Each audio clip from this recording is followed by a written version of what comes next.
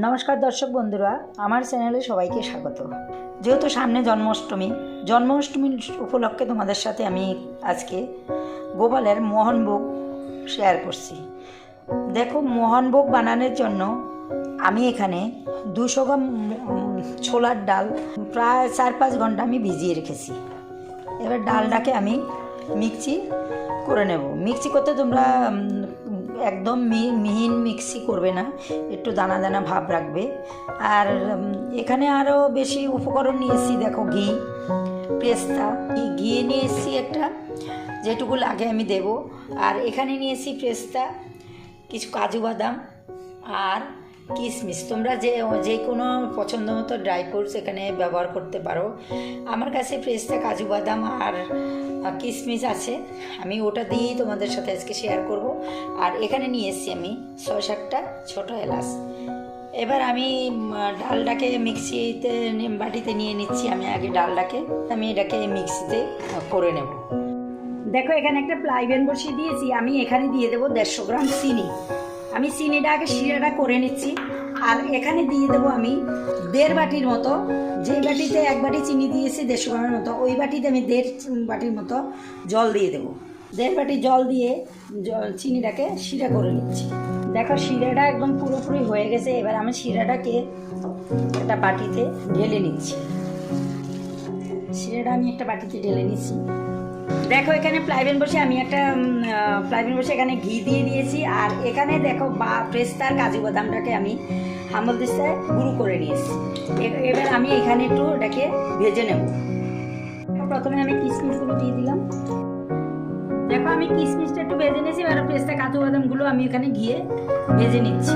এরপর বেশি লাল করতে হবে না, জাস্ট 30 থেকে 40 সেকেন্ড তোমরা একটু ভেজে তুলে নেবে। দেখো, সে ঘিয়ের মধ্যে আমি এলাচগুলো দিয়ে দিয়েছি। এলাচগুলো সব মুখ ভেঙে নিয়েছি। আর এখানে পেস্তা, কাজু বাদামগুলো ভেজে তুলে নিয়েছি, কিশমিশ শুদ্ধ। এবার আমি এলাচটাকে 10 থেকে 15 সেকেন্ড একটু নেড়ে নেব। দেখো, ডালটাকে এবার আমি এখানে দিয়ে দিচ্ছি। দেখো, এখানে আমি একটু ঘি দিয়ে দিচ্ছি।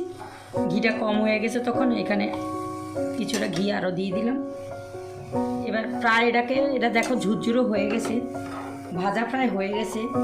আর তোমরা এখন সবসময় করতে গেলে কিন্তু তোমরা মটর ডাল দিয়ে করবে না, ছোলার ডালেই করবে। মোহনভোগ ছোলার ডালেই হয়, মটর ডালে ভালো হবে না। যেহেতু ছোলার ডালটা একটু মিষ্টি মিষ্টি থাকে, সে কারণে ছোলার ডালেই করতে হয়। যাদের ঘরে গোপাল আছে, তোমরা শুধু জন্মাষ্টমী কেন, মাঝে মাঝে তোমরা এই ভোগটা ঠাকুরকে নিবেদন করতে পারো। দেখো, যেভাবে প্রথম থেকে লাস্ট পর্যন্ত তোমরা দেখো আমি কিভাবে করছি। খুবই সুন্দর ভোগের জন্য তোমরা শুধু দেখো। এটা দেখো, প্রায় ভাজা হয়ে গেছে, পুরো দেখো ঝুরঝুরে ভাজা হয়ে গেছে। এখানে দেখো, এটা পুরো অপশনাল, তোমরা দিতেও পারো, নাও দিতে পারো। আমি দেখো এখানে আমুল দুধ নিয়েছি 10 টাকার একটা। আমি এখানে কিছু আমুল দুধ এখানে অ্যাড করে দিচ্ছি। তোমাদের যদি থাকে দিলে টেস্টটা আরও বেশি ভালো হয়। এমনিতে টেস্ট হয়, কিন্তু এটা দিলে আরও বেশি ভালো হয়। দেওয়ার চেষ্টা করো, আর না থাকলে স্কিপ করে দিও, কোনো অসুবিধা নেই। এবার দুধটাকে আমি এটার সাথে ভালো করে মিশিয়ে নিচ্ছি। এবার চিনির যে শিরাটা করে রাখছি, শিরাটা আমি এখানে দিয়ে দিচ্ছি। কাজু বাদাম, পেস্তা যেগুলো করেছি ওটাকে আমি এখানে মিশিয়ে দিচ্ছি। দেখো, আমার এটা হয়ে গেছে। এবার আমি যে খোয়া ক্ষীরটা এটাতে মেশাবো, সেটা আমি ঢেলে তারপরে মেশাবো। দেখো, এখানে আমি খোয়া ক্ষীর নিয়ে এসেছি। খোয়া ক্ষীরটা তোমরা একটু ভালো দামেরটাই নেবে, খারাপটা নেবে না, কারণ যেহেতু এটা ডাইরেক্ট খাওয়া হবে, এই কারণে আমি ভালোটাই নিয়েছি। এখানে এবার আমি দিয়ে দিচ্ছি খোয়া ক্ষীরটার সাথে মিশিয়ে দেবো।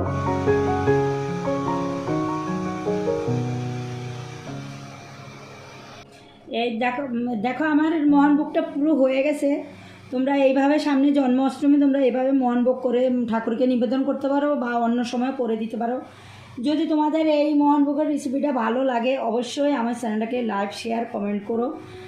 আর আবার দেখা হবে নতুন কোনো ভিডিওর সাথে। এখানেই ভিডিওটা আমি শেষ করছি। নমস্কার, থ্যাংক ইউ।